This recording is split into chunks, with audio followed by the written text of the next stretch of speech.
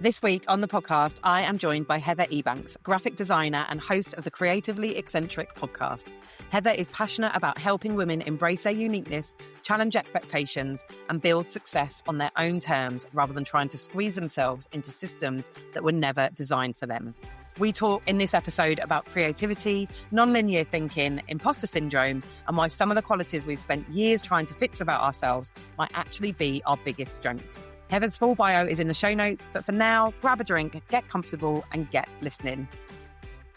Before we dive in, if you are new here, hi, I am your host, Becky. I am a multi-award-winning business owner and the dreamer behind Boss Your Socials Club. I created this podcast to help women like you simplify your life and grow a business on your terms without the overwhelm. So if you are ready for some no BS advice, practical tips and honest chats that make business and life feel lighter and more doable, then you are in exactly the right place. Right then, let's get started with this week's episode. Hi, Heather. Welcome to the podcast. How are you doing? I'm good, Becky. Thank you for inviting me. I'm really excited to talk to you about all things businessy.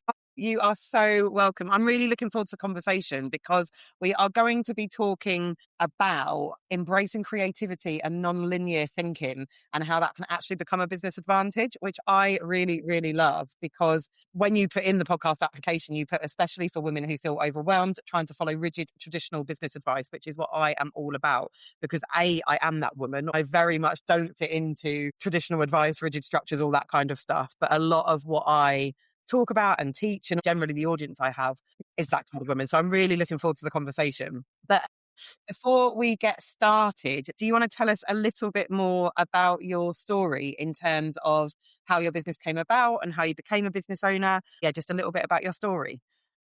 Now, when you say those words, I always constantly, when anyone asks me about like, oh, so what do you do? What's your business, etc., I always go into immediate, am I a business owner? Am I actually a business owner? I'm not technically a business owner, but I've actually worked in the industry on and off for many, many years. I'm a graphic designer and my story goes way back to why I became a graphic designer. And for me, it's probably, I don't know how far back I should go, but when I was a little girl, I always wanted to be more creative in some shape or form. For me, it was about art and design. And, you're at school, you want to be, the arty one. And I've done pottery, I've done music, I've done all the creative things you could think of. But I think the turning point for me was when I decided that when I left school, I wanted to be a fashion designer, not a graphic designer, which was very interesting because now I had to think way back, what was that turning point for me when I wanted to be a fashion designer? When I was a little girl, my mother, who was a midwife, I don't know about, when your mother goes to the hairdresser, she always wants to get to look her best for her job. And as a midwife, she always went to these kind of appointments and doctors and hospitals. That's where she worked, obviously. And I had to think what started me interested in design was when I was a kid, I was so bored going to the hairdressers and waiting for my mother to get herself together and look beautiful. But all these places in common, there's doctor's surgeries and the hospitals and also the places she got her hair done, was magazines. There was a pile of magazines that I was fascinated with. And I didn't understand editorial. I didn't understand how to actually, put these things together. But I was fascinated with the magazines, how they were designed, the models. And I literally asked the people in the doctor's surgeries and receptions, can I have these magazines? And I take them away. And I started my own kind of community at the age of 7. I cut out some little scraps of paper out the magazines, put them together, invited the only one person who was interested in my school. And I think the drive for being creative and, thinking on my feet and, being inventive and starting something out of nothing came from my drive and my interest of those magazines from a very, very young age. Definitely. I think that's where those business kind of skills came from quite young. And I didn't realize that at the time. Yeah. So when I left school and I went to London College of Fashion in London. And that's where I wanted to focus on bespoke tailoring. And I was very interested in pattern cutting and design. And I did foundation courses and I worked my way up into more of a diploma kind of level. And then I took some time out. I didn't know what I wanted to do. When I went into those industries and I looked for work, I couldn't see myself in those industries. So I took some time out. 3 or 4 years later, I did a pivot. And then I thought, what can get me into those industries, but give me more skills and ability? So that's when I decided to do graphic design. And I did my BA at University of Creative Arts in Surrey. And then I looked for freelance work from there. I absolutely love all of that because I think there's so many interesting things in there about even going back to what you were talking about like rigid rules and traditional advice and all that kind of stuff around what a business even is or what a business owner is. Because I see a lot of stuff out there. And actually, I've been in like coaching groups before where I've heard people say, like, oh, when you become VAT registered, that's when you become a real CEO. And when you earn this amount of money, or when you have a team, or when you do this, or when you do that, that's when you're a proper business owner. But actually, last year, I went to my son's career fair to talk. And I was a bit like, oh my God, what am I going to talk about? Because I literally, and I've run my own business like 7 years this year. I've had a business, which is amazing. But I was sit there like, I don't know what I'll say to them. And am I a proper business owner? Because you get caught up in all the noise of all of that kind of stuff. But actually, what I went and said to them was, because we're not really taught it at school, are we? Like, say it out there. Like, what I said to them was, like, basically, my real simple terms of it is if you can find something you love doing that you're good at, that people will pay you for, then start your own business and become a business owner, because ultimately that's what it's about, isn't it? And I said to them, you have to love doing it because it's not the easy option and it's certainly not simple or easy or anything like that. But if you love it, that really drives you. You've got to be good at it because, if you're not very good at it or you don't create good things, then you're not going to have happy customers or clients, and people need to pay you money for it because that's ultimately what changes it from a hobby to a business, isn't it? Exactly. Yeah. I just think that's really interesting what you were saying about all that traditional kind of advice that's out there. And also what you were saying about, it kind of came from going with your mum to her job and finding this kind of thing. Because I've spoken on the podcast before about how my mum and dad were actually both business owners, but I don't think I realised that until like pretty much the last few years. Or not that I didn't realise it, like I knew it. But I don't think they'd have classed themselves as business owners. Because basically, my dad was a roofer. He was a self-employed roofer. And my mum was a hairdresser, self-employed, and they did that to sort of fit round us and to fit round them and whatever, but they'd never have classed themselves as business owners. But I kind of grew up around that, and I was influenced by, well, you can work for yourself and you can create flexibility. And even I've had conversations with them since then, and my mum was like, yeah, no, we'd never have thought of ourselves as business owners, but they were, because so anyway, sorry, that's a little bit of a tangent, but I find all of that really interesting. And that you have then created employment for yourself, basically, and done that and created your business. Yeah, definitely always looking out, and even looking back when I was a young girl, I definitely was looking out for opportunities. I'm definitely an ideas person. And probably from the short few moments you've spoken to me just now, you wouldn't believe that I was very quiet when I was a little girl.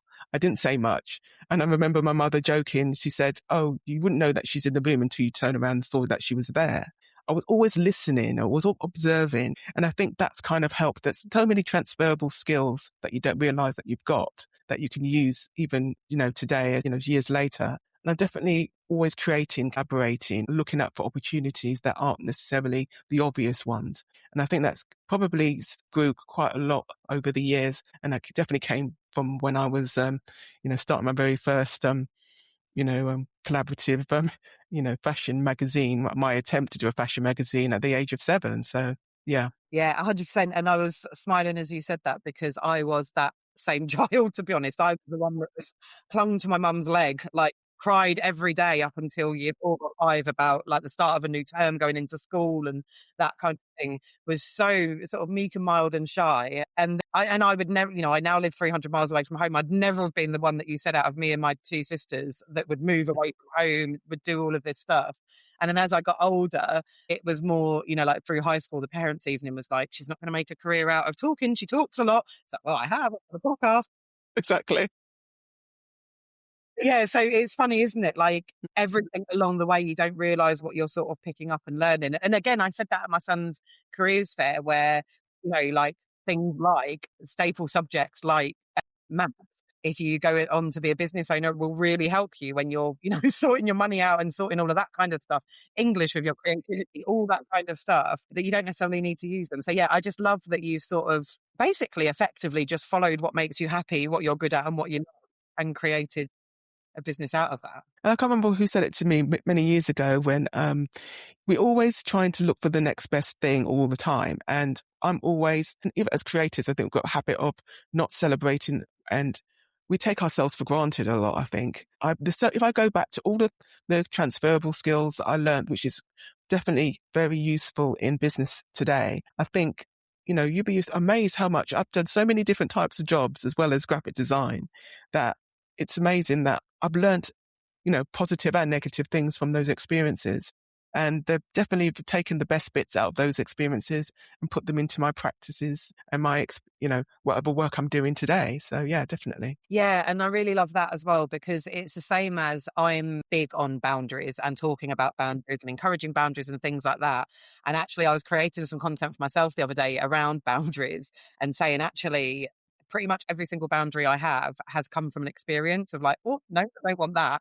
So like you saying, like the good and bad experiences kind of shape everything. And I just think that's really important as well. I don't think it's that anybody's got it nailed. It's just you all go on journeys and you learn something, whether that be from success or failure, good or bad, whatever it might be.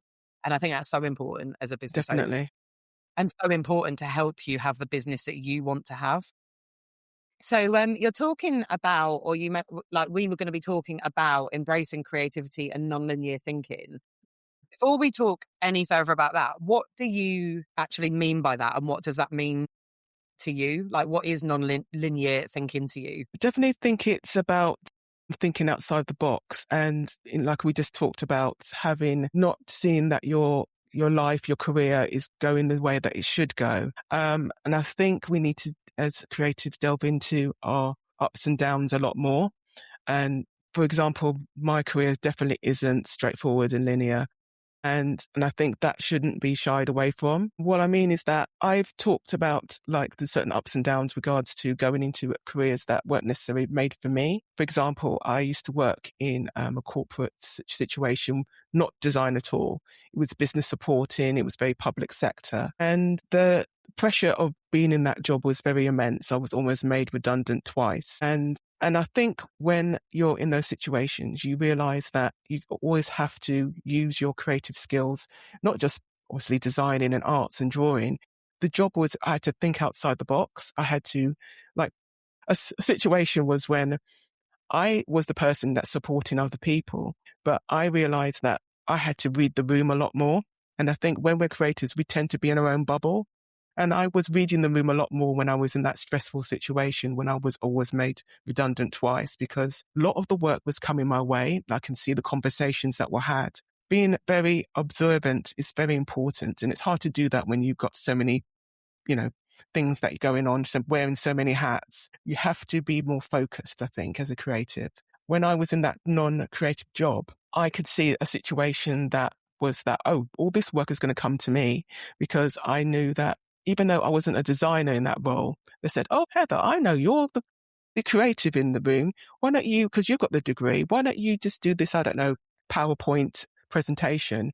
And can you make sure that you can do it beautifully in Excel spreadsheets? And I'm thinking, hold on, this is an Excel spreadsheet. It's not fit for purpose. You can't design a PowerPoint beautiful presentation just using numbers. So I took it upon myself to, right, okay, really, I don't want all this work coming my way. It's more work. I'm not getting paid to do it.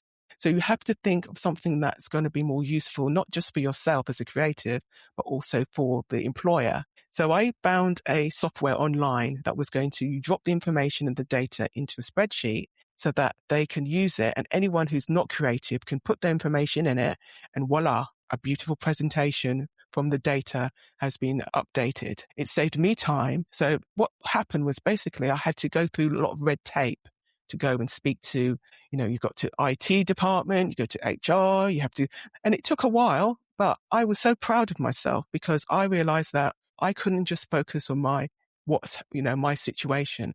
I had to think of several things. You have to think about who you're dealing with, your team, your clients, and as well as what, it saved me a lot of time as well from getting this software on board with the team. And also with the budget as well, there was very limited amount of time you could use. And also the budget was very small. And so I had to be very mindful of that. So you have to think in different directions, sideways, up, down, ways that that's going to benefit not just yourself, but also your clients and the business that you're working in. So I think even though I was, with all this going on within the redundancy and stress, at the same time, I was also created a website for myself, which was a side project, which I did for a few years, called Digital Fluidity, which is about lifestyle and design. With the redundancy, with the pressure of all of that going on, I still managed to find the time to be creative. So I hope that makes sense. Yeah, it definitely does. And I was just thinking, because that's really one of the biggest advantages as business owners, isn't it? And running our own business, that obviously those examples that you were using in employed life, like there is still structures to it. But actually, as business owners, we're our own boss. We can do whatever we want. And we can really embrace that out of the box thinking. But I think we still really fall into the linear thinking. And I was thinking as you were talking, I think a lot of that comes from basically society and education system that we've been through that's incredibly outdated and teaches a way of thinking and teaches a very much standard way of thinking and way of doing things. And then even as we get older, or as we're as business owners, like social media, I think can keep you trapped in that linear thinking because you get caught in the noise of people. It's the shoulds. And you mentioned something about, it's not just about what you should do. It's about thinking, what actually benefits the most. Do you have any tips at all about how you, especially as a business owner, how you embrace that creativity and don't get caught up in the noise or the shoulds or the, like the advice that's out there, and thinking, avoiding that non-linear thinking? Do you have any ways that you notice that you're getting sucked into that or you pull yourself out of it?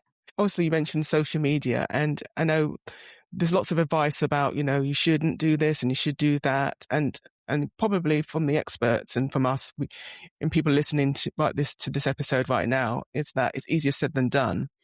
Step out of that bubble and do things that are nothing to do with creativity whatsoever. I know that's pretty hard to hear, but as we're creative, it's emotional. Sometimes we are so integrated, we're part of that creativity emotionally, that we get so sucked into that. So when someone says something about our work, it affects us. It's personal. But we need to do things that are nothing to do with creativity whatsoever. For example, if you love painting, for example, maybe do something to do with science. Do something that's totally opposite to what you're used to. Because I think everyone's creative. For me personally, I think everyone's scientists, musicians, bakers, people who were crossing the road looking both ways are creative because they had to think, how am I going to, navigate this situation? So I think if I were you, I would just, if someone's listened to this episode, I would say, don't focus on creativity solely. Read some books, go watch a movie, go for a walk. Because have you noticed, you go out for a walk, some of your best ideas come from taking a shower. You're not thinking about creativity at that time. You're thinking about taking your kids to the park or, going on holiday. And that's when the most interesting thoughts come out. Even I think there were some designers who also delve into their dreams also. I think, was it Salvador Dali did that as well. He didn't think about the art. He was thinking about, his dream state and how the most unusual work comes out of your dreams. So think about something totally different is what my advice would be. I think what you said there as well about, and that is me all over, my best ideas come in the shower or when I'm out for a walk or wherever it might be. But it's effectively what you're doing is you're removing yourself from the noise, aren't you? Because, our phones are so attached to us and social media is so ingrained in the world, even if you're, like you just pick it up out of habit, don't you? And you are removing yourself from the noise. You're effectively just leaving yourself with your own thoughts and your own creativity, your own brain. So your own creativity. And I really love what you said about everyone being creative, because I am someone who always believed I wasn't creative and I wasn't a creative person. And it was effectively because I can't draw. That was basically how I defined that I wasn't creative. And I still can't draw. Like, art is not my area of expertise. But again, that's quite a linear way of looking at creativity. What you were saying about, crossing the road and things like that. But actually, the job's incredibly creative.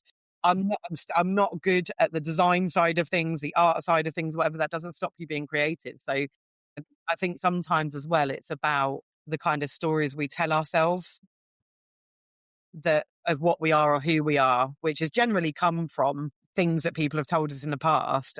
And that's a really big one for business owners. It's every business owner. You would not have created a business if you weren't creative. Yes, putting it together is a creative act in itself, Yeah. definitely. Yeah. Coming up with what you're going to sell, doing all of the different things. Everybody's creative. So I really love that. On that note, are there any tips that you'd give on some simple ways to be creative? Like, so whether that's creating content or something else, when you feel really overwhelmed or stuck and need to, again, kind of pull yourself out of that? Apart from obviously stepping away from your PC and your computer, I think look around you in your local area. I always was thinking internationally, and I still do. Think about what your local community is actually doing. I'm definitely, because I always used to like not focus on my local community. And I think maybe talk to a friend, even someone who's nothing to do with the industry at all, because that friend or that colleague will basically give you some advice that you can't see the forest for the trees. Think smaller as the bigger, I think, at the moment when you're feeling overwhelmed. Because when you're overwhelmed, you're overthinking, you're overanalyzing, you're thinking too much. And I think go back to the things that you don't need to even think about. So chatting to your friend over coffee, talking to your community about things that aren't relative to the problem at hand. And I know people like to talk to mentors as well. That's a good thing that you could do.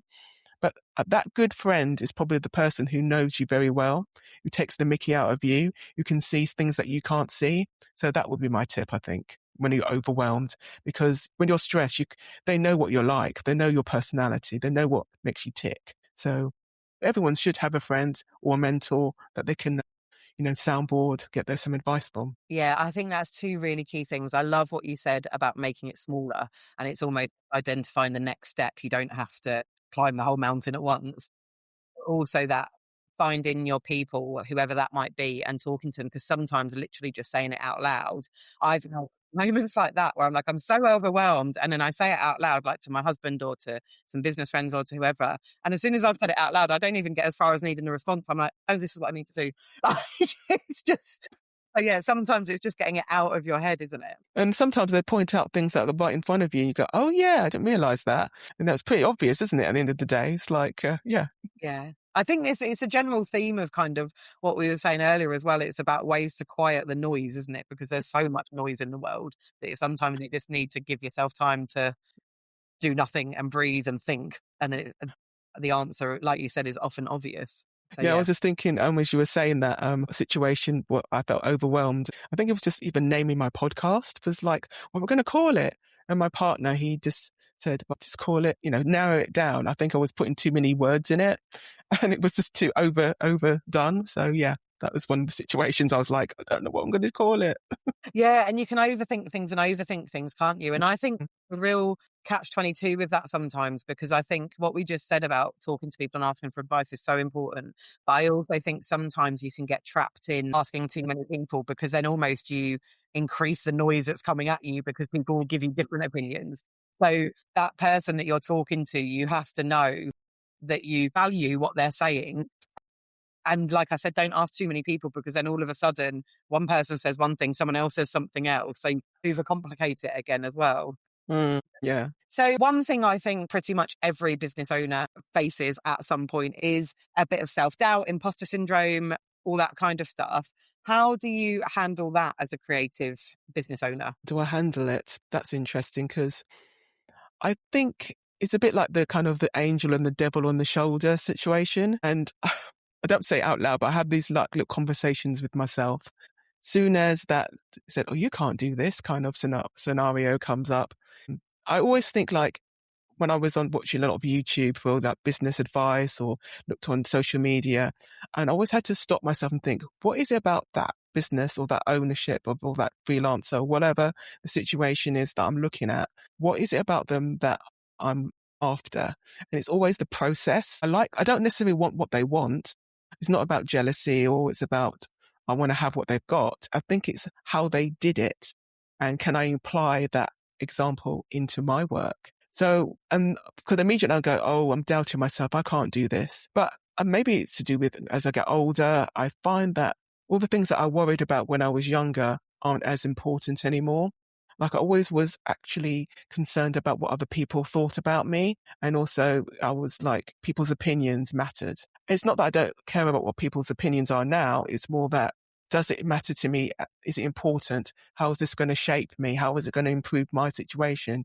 Do I need to listen to all of this advice that I'm getting? But I think the self-doubt normally comes from second guessing myself. Can I actually do the thing that I want to do? But now I find it a lot easier because I put this idea that I need to experiment more and fail in front of people more and be comfortable with failure. Being unsure and being not the perfect designer or not to be the perfect human being. I do feel like I need to experiment more. Yes, I can be more, exposing. I can say, this is what I'm doing today on social media, but I don't need to disclose everything. But behind the scenes, I do more experimenting. I try certain things. If it doesn't work out. And one advice, I think, from an episode I did with a guest who said, fail quickly. If it doesn't work out, because he's trying to be a mentor to his children. If it doesn't work out, don't worry about it. Move on. I think what I used to do when I was younger and, with part of being, that imposter syndrome was like, if I keep on doing it, will I actually, could I make it happen? But I was too much focusing on it for too long. And if I focus on something too long, that's when the imposter syndrome comes in because I'm overthinking, doubting, and that's that vicious circle over again. So now I shorten the time from the idea to the actual realization and the act of doing what I want to do. I have no time to have imposter syndrome now. So that's how I'm doing it. I'm shortening that expectation of myself. So that's how I deal with it. Well, I feel like that needs to go out in a social media post somewhere. I have no time for imposter syndrome. I'm too busy.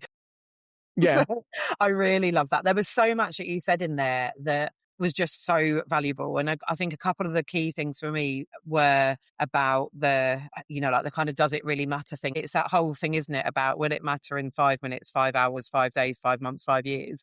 Exactly. And thinking like that. And I've tried to embrace that a lot more.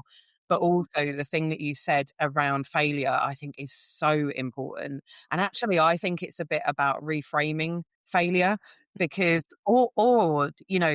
thinking about whether things actually are failure, because something not working doesn't actually mean you failed.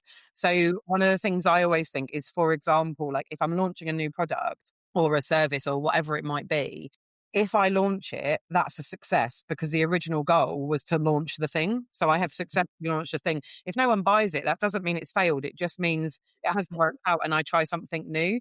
And so I think it's, sometimes it's, say, for example, I don't know, even you decide to end your business and start something new or go back to employed life or whatever it might be. That doesn't actually mean that you failed. It just means that chapter's closed and it's time for a new chapter that suits you in that phase of life. But I think we have this real attitude towards things finishing or not working out as failure, when actually the biggest failure for me is to not try. And I know that sounds very sort of Insta-worthy, like quote, but it really is, because if you haven't even tried, then you failed before you've even started. If you haven't even tried to launch a new service, then you're in the same position as you are as to whether you launch it, because no one's bought it anyway. Exactly, yeah. So that I think is just so valuable and something that I think all business owners need to hear and definitely embrace more. Yeah, and even but just slightly moving to one side, the design industry. I was just thinking about other industries that rely on experimenting and trying the sciences and the medicals procedures. There's so much failure in the medical field where you have to try again. You keep on trying, but for some reason in the creative industries, if we doubt ourselves that we can't, do something, it seems to be the end of the world. I think I mentioned before, we're very tied into our creativity emotionally. And I think that's part of the issue. Sometimes we have to almost slightly detach ourselves from our business so that it can make it work and get some advice. But I think imposter syndrome will never go away. I think also I remember having a conversation with a mentor, a business coach, who said that it's like your inner critic. And she's her background singing, so she perfectly said that we just need to turn the volume down on our inner critic. We don't necessarily need to turn it down completely. We need to understand it, study it, understand why we do the things we do, why we feel this doubt, why we fail, learn from it. Now and again, turn up the volume slightly, but not to the point where it takes over, our daily lives. Yeah. And you know what? Actually, one of the first ever episodes of this podcast was with the amazing Laura Bremner, and it was all about imposter syndrome and why we need to think about it differently. I'll link to that in the show notes, actually. It's still one of the most listened to episodes, and it is absolutely brilliant. But I think you're so right in everything that you said there. And the stuff that you said around, the medical industry, like, we wouldn't have some of the cures to some of the worst diseases if people had just gone, well, this hasn't worked. So That's it. We don't need to do anything yeah. else. Oh, can't be bothered. Yeah. And I think as well, what I try to do around trying new things and trying to get over sort of like worrying about failure or embracing failure more is asking myself, what's the worst that's going to happen? Like, best one in the world, most of what we're doing and most of what people listening to this podcast are doing is not life or death. And it's not going to, that whole thing is it going to matter in 5 years' time? The worst that's going to happen is that it doesn't work out and you try something new. Exactly. So yeah, I really love all of that. I just want to ask you, just before we finish, a couple of questions I always ask people when they come on the podcast. Some of this you've kind of covered in your answers already, so feel free to reiterate something you've already said or something completely new if you want to. But the whole podcast is about showing up and being heard in your life and in your business. What things help you show up in your business, and what tips would you give someone else to do the same? That's interesting, because I think I showed up in many ways. And I think if you're running a business, I think step outside of your business and work within your community. And I think I mentioned that before, because getting a community, because my whole point of me starting my own podcast was to build a community, because none of us designers are an island alone. We have to work with other people. We don't, as if you're a client, for example, who comes to you, they come to you not because of necessarily your work, but because we work with other human beings. So the community aspect is very important. And I think that's key to it. Yeah, definitely. I love that. And what advice would you go back and give yourself in the early days of running your business? Don't be so hard on yourself, and don't listen to every advice that you get. Trust your instincts, trust your gut. But I think don't hold on to ideas too long. They can be suffocating, because not all the good ideas are the best ones for you, and not all the places that you try to get into are the right ones for you. That's the advice I would give to myself. Oh, that is brilliant. Do you know what? No one's ever said anything like that before, and I really like that. Do you have any ways that you identify whether it's something you need to pursue or something you need to let go of? I think as a creative, I do find that I can get into the weeds a bit too long. I'm terrible at getting too much into the research part of things. I over research, and I think I have to step back, knowing those signals, knowing those signs. And I think I take too much time over certain things, and I think I need to unlearn that. I think it's a speed thing for me. If I spend too long onto something or a project or an idea, and it doesn't go anywhere, what is the point of continuing and forcing it? I think once you know that sometimes, like I said, go out, do something totally different, come back, reassess. If it doesn't work, it's fine. Or archive all of this. Archive, scrapbook, whatever you need to do. Take a picture, store it. Don't go back to it. I've got so many things that I want to go back to, and it will trigger off something else later on down the line. So if it doesn't work out, doesn't mean it won't work out now, but it might work out later. Just scrapbook it. Put it in a file somewhere, but always go back to it and maybe reuse it for something totally different. I really love that. My place that I store things is Asana, which I use for everything. But I have a project called Pipe Dreams and Grand Ideas. And it's basically where I get things out of my head and just dump it down. And every now and then I sort of look through it. And sometimes I'll look through it and go, oh my God, that was a brilliant idea. Like, I need to see if I can do something with that. Or I look at it and go, what the hell is he thinking? That's a terrible idea. So yeah, I think the getting it out of your head and storing it. Exactly. And parking it, at least for a little bit, and then going back to it is brilliant. Well, honestly, thank you so much, Heather. Thank you so much for your time. Like I said, there's so many different things in here that I just think has been brilliant and will be so valuable to the people listening. Before we finish up, though, can you let us know where people can find you? Yes, definitely. I'm everywhere at the moment. As I said before, I have got a podcast. It's a podcast for underrepresented creators called Creatively Eccentric. And that's about empowering creatives, embracing uniqueness and redefining success. It's shining a light on underrepresented creatives. So you can find me at creativelyeccentric.com and on Instagram, that's Creatively Eccentric. And I have some work as well. I've got some illustration designs and photography work at Heather Ebanks _ and that's on Instagram as well. Amazing. I will link to all of that in the show notes so that people can come find you and connect with you and carry on some of the conversations that we've had here today. Thank you so much. Thank you, Becky. I love this conversation and we'll definitely chat soon. Thank you so much for tuning in. I am honestly so grateful you choose to spend your time here. Before you go, though, if you love this podcast and you're a woman running a small business who wants to make social media easier and business life less lonely, I have got something for you. The Boss Your Socials Club is here to bring you inspiration, accountability, confidence, and community. It's a place where we ban the word should because we believe in bespoke advice that will work for you, your stage of life, and your business. You get a monthly content plan, ready-to-use templates, accountability and action sessions, a private members podcast, expert support, a brilliant community of women who get it, and so much more. It's like having a mini social media expert and a bunch of cheerleaders in your pocket so that you can show up with confidence without the overwhelm. Membership starts at just £14 a month, and there is different tiers depending on the level of support you want. Thank you so much again for listening, and I will see you in the next episode.